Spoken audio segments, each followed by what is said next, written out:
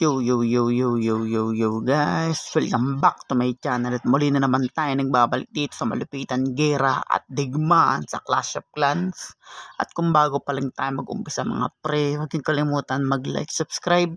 Huwag niyong rin kalimutan, dito yung notification bell at all.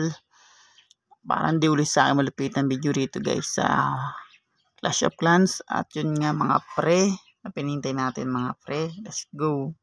Ngayon guys, ang gagawin natin for today dito sa aking Clash of Clans dito sa Ryan Gamer. Ngayon, bibili tayo ng isa pang mga item nila guys na kailangan natin. Yan. Bilhin na muna natin itong mga par. Tapos ito, sa akin ko muna to guys. Yan. Sa akin muna natin yan kasi kailangan natin sirain yan. Lagay muna natin yan dyan mga par. Hintayin natin matanggal. Tapos yun nga. Lagyan na natin yan dyan. Nice one. Tapos kunin lang natin itong mga pre. Itong kasunod pa niya. Na gaya ng pera. Kailangan muna natin ipantayan mga yan. Para mag-upgrade na agad tayo. At yun nga. Upgrade na natin agad yan. Tapos upgrade nga agad natin itong mga pre. Ganun naka-basic. Tapos ang gagawin ko for today. Siguro may pag-atake pa rin tayo dahil napapansin nyo matagal pa yan. At yung ko guys, rango ko bronze, bronze 434, malaki-laki na rin. Ito ipapantay ko na rin yung mga yan guys. At tara, upgrade natin tong mga pre. Itong goblin, yan, upgrade natin yan para mabawasan yung pera natin mga pre. Na kailangan i-upgrade yan mga yan. Nice one. At yung mapapansin nyo yan na mabilis naman niya matapos. At yun na kagad siya, magbubukas na kagad siya. Kailangan na natin ipantay lahat yan guys. Kung napapansin nyo hindi pa pantay to. Ay pantay na pala, level 5. Ito gawin natin level 3 yan mga yan mga par. Pag natapos yan mga yan. Tapos yun nga, pag naano kasi yan mga pre na level 5 mo, kailangan pa pala sila i-level 6 lahat. Pero matagal pa mangyayari yan. Kaya i-upgrade ko muna yan. At matagal nyo pa ako makikita nakaganito yung base ko mga pre. Dahil yun nga mga pre, bila-balance ko kasi yung base natin. Para bumilis yung pera. Tsaka yung depensa natin. At balance yan mga yan. Kasi kung di yan nakabalance, madali kang mawawasak rito sa Clash of Clans mga pre. Kahit Oo nga, pag lumaas ka naman mga pre, tapos nakapantay lahat kasi yan, maganda yung laro mo.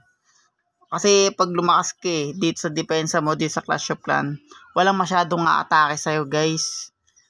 Konti lang yung atake sa'yo dahil yun nga, napalakas mo na yung depensa mo, tsaka yung mo, kanyon mo rin, tsaka archer depensa mo. Ang gagawin ko siguro mga par, babalance ko muna yan, kaya matagal nyo pa makikita yung nakaganito guys. Yun, tara, attack muna tayo mga pre. Nice one.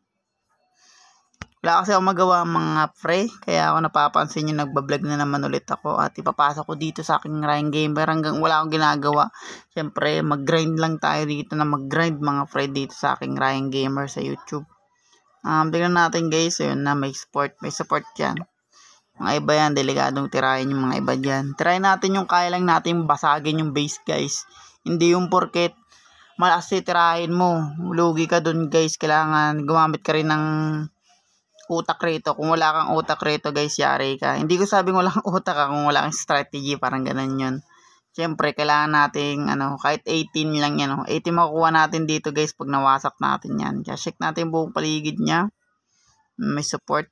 Huwag tayong atake na may support dahil mahina pa tayo.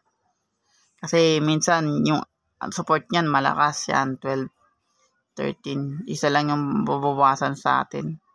Ang una nating titirahin dito guys, walang iba ko hindi. Ito guys, yung malakas sa taas. Una natin bibirahin yan. Tapos, archer. Yan, lagay natin yan dito. Tapos lagay tayo archer ulit dito. Nice, tapos ito ulit. Para madami sila. Nice one. Para malito tong kanyon guys, kailangan natin gumamit ng ganyang strategy. Didepensahan nila yung maliliit. Tinitira nila yung mga tao natin. Kasi didepensahan ng archer. Ayan, kakaganda dun eh. Tignan mo, gaano kaganda yung pag-atake natin mga par pag mahina pa lang tayo. 12 nakuha natin, tapos piso lang yung nabawas sa atin. Yan ah. Mapapansin nyo, 446. Yan ang target natin mga pre. Huwag na kayo magdadalawang isip bakit puro mahina inaatake ko dito. Syempre guys, lumibel tayo, 'di ba? Lumibel tayo sa laro natin. Kung mahina tayo. Lumibel lang tayo sa pag-attack natin. Mahina rin atakein natin. Pero pag lumakas-lakas na tayo, doon na tayo umatake ng malakas dahil pantay na yung pera namin noon pag ganun mga pre. At yun nga, na nakagitong dalawa. At yun nga mga pre, upgrade muna natin yan. Upgrade lang natin yung upgrade yan para humaba yung pera natin. Kasi dito na pupunta yung ano guys, mga panalo natin. Yan napapadpad. And kailangan diyan na lang. Pero pag okay naman niya, siguro gagamitin ko sa upgrade na lang yung mga pera diyan mga par. At kung mapapansin nyo guys, isa lang pala bahay ko rito, no? Hindi ko pa nakukuha yung isa pang isa pang bahay nila. Siguro sa TH, pag na-max ko na lahat yan dito. As in dito sa, guys as in dito, pag na-max ko na yan, 4. Diba? Magpo-4 tayo. Wall 4. Kailangan, pag na-4 na natin tong wall natin, guys, tong town hall natin, kailangan, mamax muna natin to bago natin i-upgrade yun ang ibig ko sabihin sa inyo mga pre. Ang ibig ko sabihin, ganun na guys sa inyo. Bago natin i-4 yan, o kaya i-5, i-max yun muna yun sa paligid. Kasi kung tutungtong ka ng 5, o kaya 6, 7, mahirapan ka na mag-upgrade pag ganun mga pre. Kailangan focus tayo sa ganun. Kuha tayo 30. Balance lang natin. Sorry, sobra.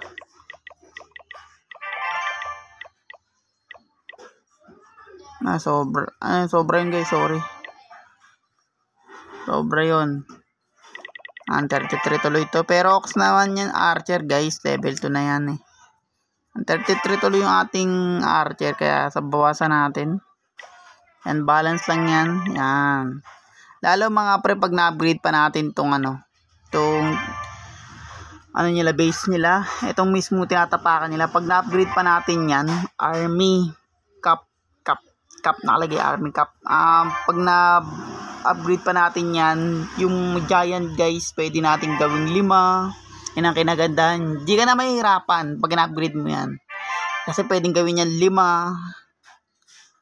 Minsan 4. Pinakamagandang upgrade dito guys, yung 5 giant. Tapos yung archer mo, madadagdagan yan. Iba 30-30 lang, magiging 35-35 yung mga yan. 35 yung archer, 35 yung barbarian, tapos 5 yung giant. Ayan ang ganda-gandaan nyo guys sa strategy. Pag lumalakas na talaga kayo guys, ibig sabihin. Yun nyo kung makikita kung dyan saan ako lumalakas, sa base ba o sa tao. Minsan makikita nyo na balance lahat yan. Makikita nyo rin sa base, tapos makikita nyo rin sa aking tao guys. Ito matagal pa to kung nakikita nyo.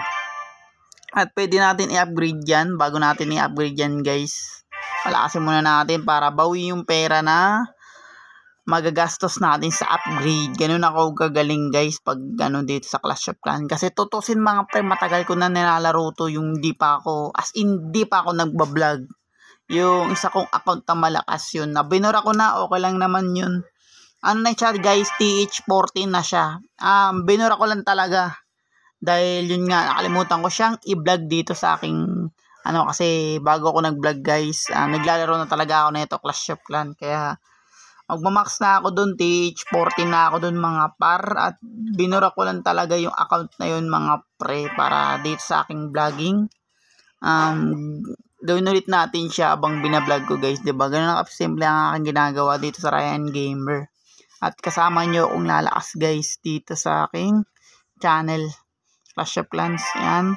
Ito guys, iipunin ko talaga yan dahil mabilis yung diamonds dyan eh. Minsan ang ganda ng bigay niya, minsan 50. At yun nga guys, kung bago pa lang tayo matapos dito sa malupitan game na Clash of Clans, huwag niyo kalimutan mag-like, subscribe. Huwag ito rin kalimutan, bitutin yung notification bell all para di ulit sa akin malupitan video rito guys sa Clash of Clans. Ako nga pala si Ryan Gamers. Kita-kits tayo sa malulupitan na upgraded tsaka mga iba pang tao dito sa Clash of Clans, na mga tao natin. Maraming salamat sa lahat ng mga nanonood sa akin dyan, sa mga Special Force hanggang Clan vs Zombie, and maraming salamat. Peace out.